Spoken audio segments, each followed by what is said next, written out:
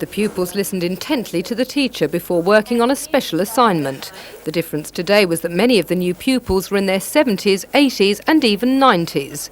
As a tribute to Senior Citizens Week, the Junction's kindergarten and first grades opened the doors of their demountables, used since the earthquake, to grandparents and great-grandparents. For some, it had been more than half a century since they'd been at school, and they found times had changed. What I like about it is the encouragement that is given to them and their opportunity for doing things instead of just listening. And the little ones had good reason for enjoying the company of their special classmates. Because they're nice. They help you do things and it's not as hard. Jessica, can you tell me why you like having your grandma here at school with you today? Because I like her. Then everyone got together for a lesson in mathematics, working out that one grandma had totted up her own classroom of grandchildren, 34 in all, and even has 3 great-grandchildren at the school. Then young and old joined together in song.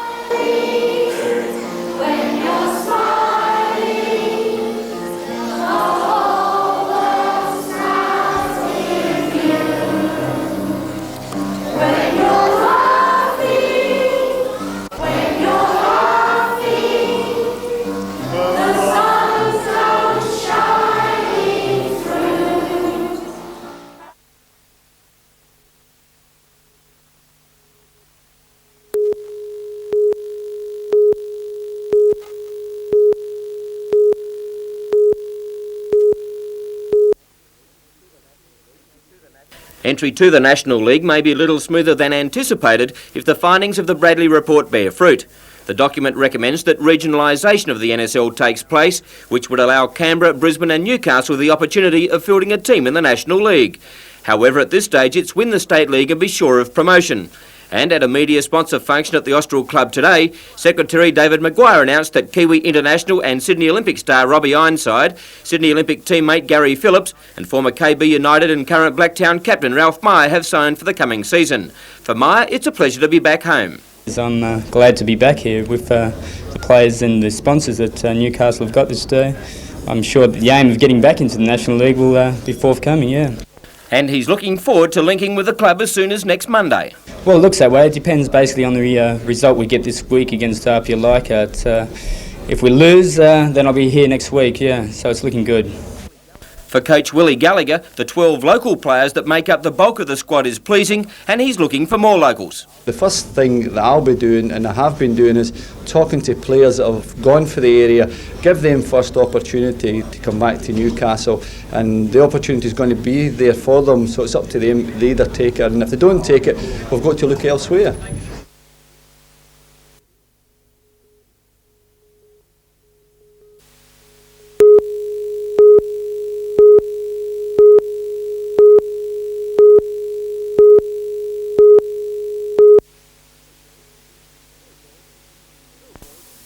Billboards are usually the medium for business hawking its wares, urging passing motorists to buy or try a certain product. Now the humble billboard has been put to a higher use. It's to make people think about what they're seeing. A lot of people look at billboards and just take in the advertiser's message without even thinking about it. These billboards will make people think about what they're seeing. This provocative work of art by Maria Kozik will be seen on a number of Newcastle billboards for the next month, the first of 6 by Australian artists. Art critics will tell you Maria is having a go at women in advertising, where a seductive pose is often used to promote products. Either way, Newcastle people will be able to watch this space for further surprises in weeks to come. John Church, NBN News.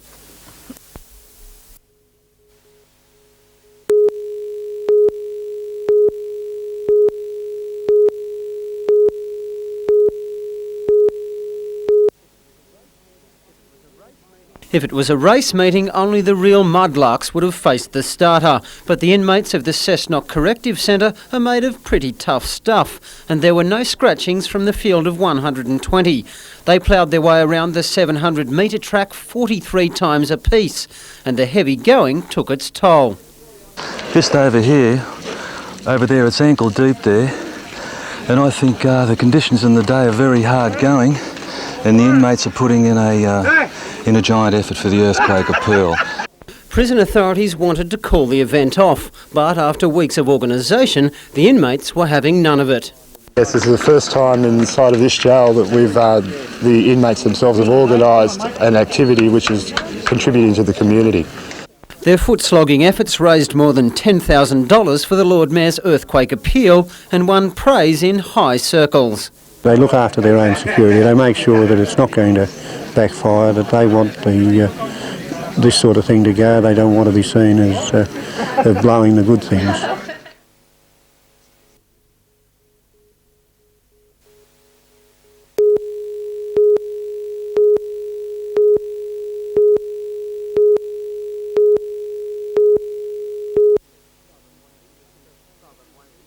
Southern Waste Paper claims to be the biggest recycler in country New South Wales. This depot accepts deliveries of waste paper as well as cardboard, glass and plastic from throughout the Hunter. Scouts, clubs and church charities all collect and deliver newsprint for a reasonable cash return. But from today, the depot will no longer pay. Southern Waste Country Manager John Ball says the reason is simply a newsprint glut. And we've got something like about 12,000 tonnes in storage. It's costing us in the vicinity of $90,000 to $100,000 per month, considering the associated costs such as security, high rentals because it's short term we assume, and it's just come to a state that we've got to wind down some of our operations. Southern Waste held on longer than others like GTC Recycling, which supplies Australian paper mills. They stopped paying 4 months ago. But there is one avenue open to charity groups. Although newsprint isn't moving, the demand for cardboard is still strong, and recycling centres will continue to pay for cardboard products. In the meantime, Southern Waste says environmentally concerned people can still deposit waste newsprint at the depot, providing they don't expect payment.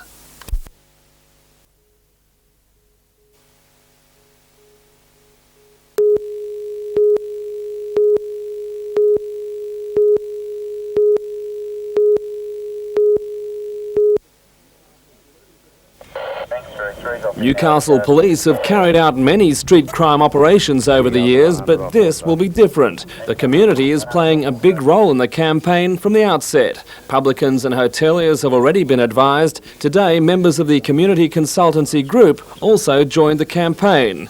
Deputy Lord Mayor Doyne Lanham was a guest, demonstrating council support for a safer city.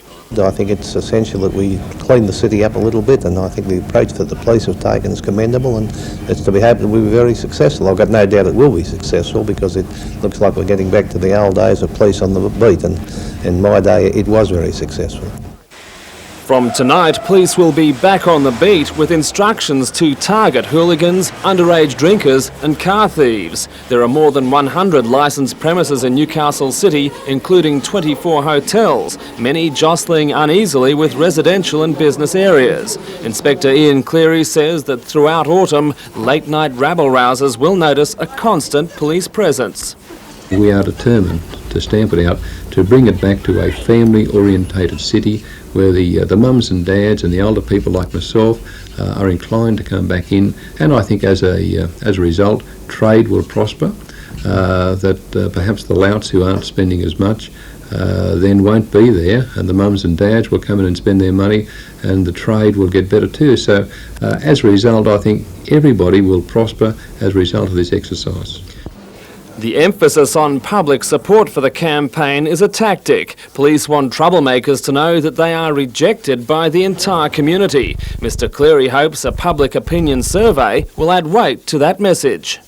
One thing we are going to do, Bud, is to send out a survey amongst all our local people and ask them what do they think of the situation. Are they pleased with the police operation? Are they pleased the way that we are conducting our operations here in Newcastle? What do they want us to do? What would they like us to address in the next 3 months? And then at the end of the 3 months we'll send out another survey and ask these same people or other people, are they satisfied with what we've done?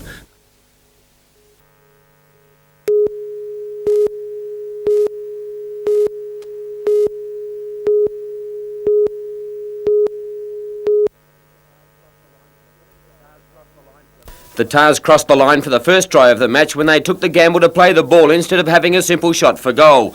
Log forward Wayne Bunt, the man who did the honours. Waratahs skipped further ahead midway through the first half. As the ball went along the back line, halfback Paul Allardyce made some good metres up the right flank, threw a big loopy pass back inside where Graham Russell gathered and stormed across to complete the work, and it was 10-2.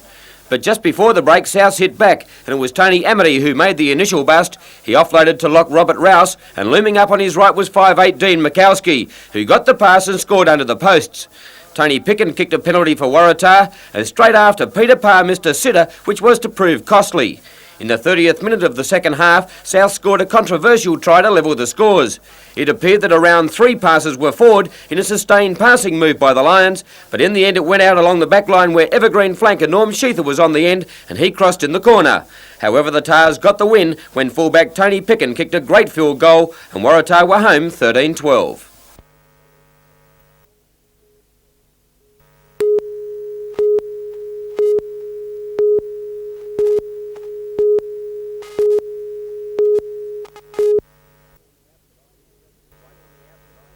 Right from the outset, Australs threatened to score, and after a great Howard Tredinick cross, Porter was superb as he made a brilliant turn and cracked a left-foot shot past the keeper for number 1.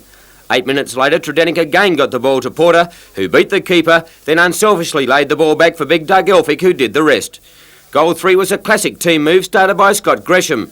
He nudged the ball to Wayne Bailey, and his magnificent cross was met with a sensational header by Doug Elphick, and BHP Australs were well on their way to an 8-goal romp against the luckless North Shore outfit. Meanwhile, at Cardiff Oval today, Paul Redman reached a milestone very few throughout Australia achieve. He ran onto the ground to play his 300th game of football. Captain of the Cardiff reserve grade team these days, Redman has played over 200 first grade games, and in this day and age, probably the most remarkable thing about his feat today is that all of the 300 games Paul Redman has played has been for the one club, his beloved Cardiff. From all sports people of the Hunter Valley, well done, Paul Redman.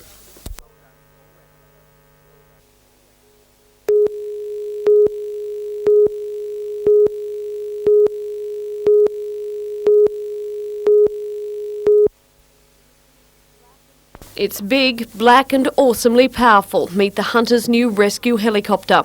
In aviation terms, it's an Aerospatiale Dauphin SA-365. What matters is that it's twin-engined and internally 3 times the size of the present-day craft, features that put it at the top of the helicopter heap. And no wonder it comes straight from the well-stocked stable of deposed Romanian leader Nicolae Ceausescu. In his heyday, it was Ceausescu's favourite toy. He went everywhere in it. But after his execution, it was returned to its French manufacturer and put on the market. When it was spotted by the British agent on the lookout for the Hunter's new rescue craft, he sent just 2 words: buy it. Testing it in Sydney today, the service's chief pilot, David Friedman, could see why. Okay, David, well, how does she feel? Well, it feels absolutely beautiful. It's, as you can see, a bigger machine and a far more sophisticated airplane. But while this craft may look impressive, it's still a long way from being the lifesaver it needs to be. The plush accessories must go. In their place, the vital equipment needed in a medical emergency. We have to fit an interior suitable for medical transfer of patients. That's 2 patients at one time we'll be able to take. We've got to have extensive medical monitoring equipment put on board. And that won't come cheap. Those modifications will cost more than $500,000, meaning now more than ever the Angel One fundraising appeal is needed. Now it's up to us to continue with our fundraising and get that additional $500,000 and of course sell the remaining Art Union tickets.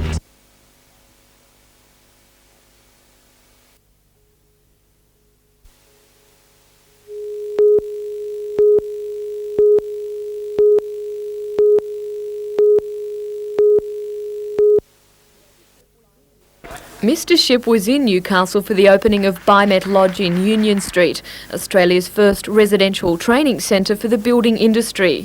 From the commercial building industry and the residential building industry, it's a very important aspect in terms of ensuring that people, consumers and customers of the building industry get what they pay for down the track. The $3 million motel and training facility is a joint venture between the building industry, the Building Services Corporation and TAFE.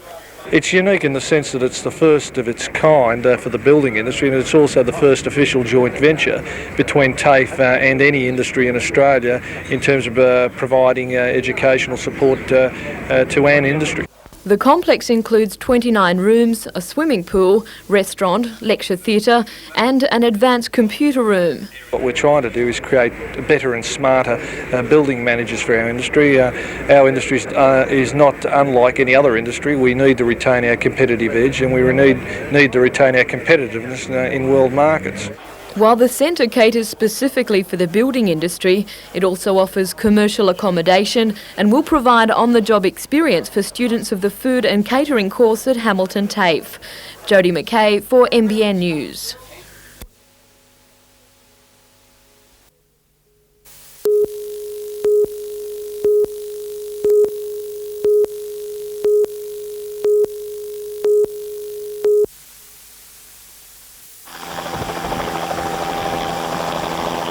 It may look foolhardy, maybe even a little dangerous, but it's all part of the job for the paramedics who work with the Hunters Rescue Helicopter Service. Since the two parties joined forces in 1980, the paramedics have completed more than 2,000 missions. But with news yesterday, the service has taken delivery of a new $1.75 million twin-engine chopper. The medics decided it was time to brush up on a few of their skills. In particular today, they concentrated on ocean rescue. Tough work, but something senior paramedic Alan Playford knows from experience will be put to good use. Follows the actual incident where one of our paramedics was asked to swim to a boat where a person had a heart attack some 5 or 6 miles to sea. He encountered some difficulties in that. We feel through training it will breed a better form of professionalism throughout the group. The new chopper will arrive in about 8 weeks, and by that time the paramedics will have studied it to the finest detail, analysing its capabilities and practising the many and varied tasks it will be able to handle. We're eagerly looking forward to it coming, and it's going to herald a new phase of operation for the paramedics, particularly when we're attending these rather large accidents up the various highways, and we'll be able to bring back maybe 1 and certainly 2 critically injured patients.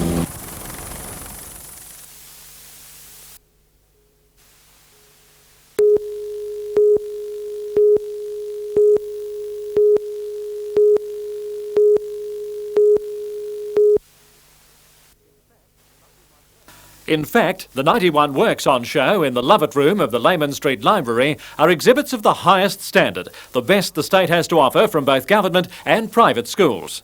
HSC marks were given mainly for exploring a particular theme, and without exception, the students made strong statements. They have to look at their own environment, they have to be able to look at issues that concern them and make them the basis of their artworks. All media are represented, including one quickly becoming the most popular art form, video. Fabric design and ceramics are also present, but this piece of sculpture by Bruce Grillmeyer from Avondale carries the strongest message. For someone, a boy in his, 18 years of age, of course that's the sort of issue that he's concerned about, obviously, and relates to him, and I think he's made a very fine statement. And the yuppies? Oh, and the yuppies, yes. Well, of course, I suppose that was a drawing, and that was basically to do with wealth and power and position, which I suppose if you're 18 years of age and you're going out and trying to make a decision on a career, then those sorts of things interest you. Hands-on is also allowed in this sculpture by Morissette's Adam Fawcett, Charlie's Chest, described as an affectionate and eccentric tribute to an ancestor. More orthodox, this Impressionist painting One Summer Again, where Michael McElligott has concentrated less on detail and more on light and colour. While the public is welcome and in fact can purchase, the greatest value here is for present-day students. It's very, very important because, firstly, for other students to see how the syllabus is being implemented and to be inspired by works is important, and for it to travel around means that everybody gets to see it.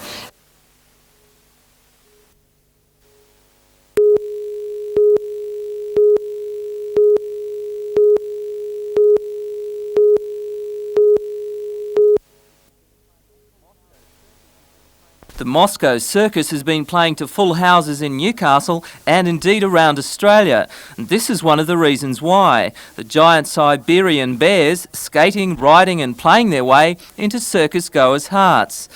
Animal Liberation has planned an 8-month battle following the circus on its national tour. 10 demonstrators travelled from Sydney today to protest against the Newcastle leg. They say the tour of 29 cities in Australia's hot conditions is too tough on the bears, performing unnatural acts in an unnatural environment. Remember, these are Siberian bears and they're carted around in the hot Australian summer. It's totally out of their habitat and they're totally kept confined. I think it's cruelty. We think it's cruelty. While the Liberationists are calling for glasnost for the bears, tour promoter Mark Edgley has denied any claims of abuse.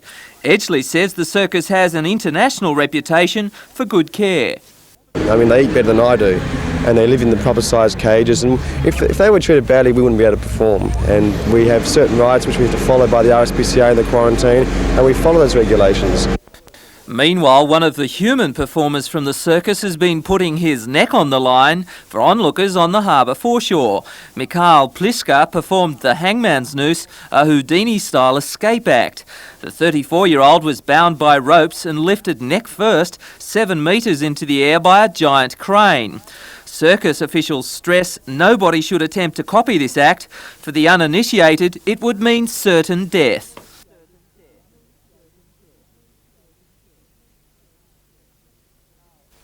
McCarl says the trick is perfect mental and muscle control, only learnt after years of training. It's dangerous, don't try it.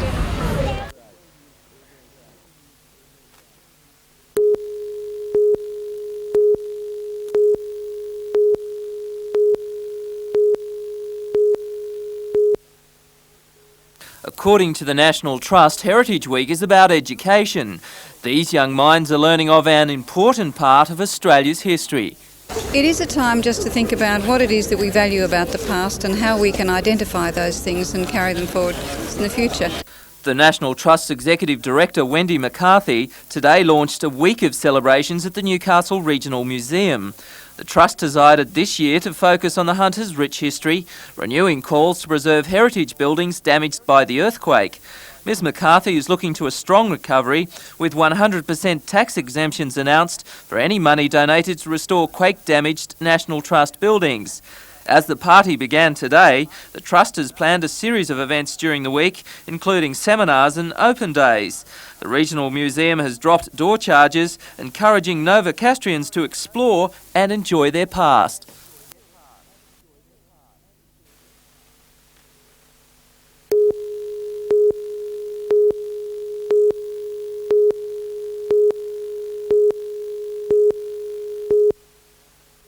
The unknown soldier has spent the last 6 weeks in a workshop getting a facelift for the 75th Anzac Day celebrations. The half-ton Italian marble statue was stained by industrial pollution and salt air after 71 years on guard outside the post office in Hunter Street. The sandstone base has also had a touch-up, the names on the honour roll cleaned and drinking fountain restored after years of neglect. Lifted by crane, the soldier is once again in place, paying silent tribute to those who gave their lives for their country.